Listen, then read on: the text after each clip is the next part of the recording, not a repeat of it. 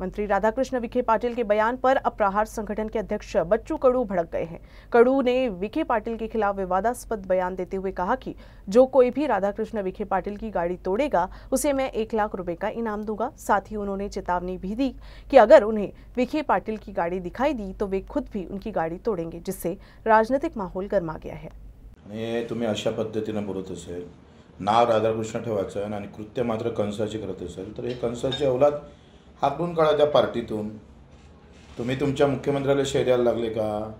फडणवीस साहेब एका इकडे कर्जमाफीची घोषणा करतं, तारीख देतं आणि हे वाचाळवीर मंत्री महोदय सांगतं का कर्जमाफी किती डाव द्यायची, काय करायचं आणि किती डाव लुटायचं तुम्ही त्याचं ठरलं नाही पाहिजे? अरे शुक्र माना लोक तुम्हाला मारत नाही।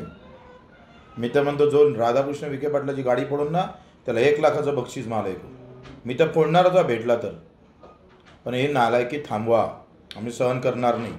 11,000 रुपये क्विंटलच्या भावाची शिफारस केली राज्य सरकारनं कापसाची आणि मोदी सरकारनं जाहीर केले 8,000 रुपये। लाज वाटते? सोयाबीन 2,000 विकावं लागतं, तुम्ही कापूस आयात केला। धानाले भाव नाही, कापसाले भाव नाही, तुरीले भाव नाही, केळीले भाव नाही, संत्र्याले भाव नाही। संत्रा पा काय असतं, काय हाल आहे। तर मुख्यमंत्री खाली पाचशे जवळ राहतं आणि रोज संत्र्याचे बगीचे तुटते। एक साधी व्हिजिट, एखादा शब्द मुख्यमंत्र्याच्या तोंडातून काहीच नाही। कापूसवाला मेला, कांदावाला मेला, द्राक्षवाला मेला। कोण आहे जिवंत व्यवस्थित सांगा आम्हाला। मग तुम्हीच इकडे नालायकी करायचं ना, तुम्हीच खिपलं काढायचं। आम्ही सहन करणार नाही। आम्ही तर म्हणतो शेतकऱ्यांना सहन केला नाही पाहिजे। सडेतोड उत्तर द्या, काय होऊन गुन्हे दाखल होऊन ते पाहून घेऊ।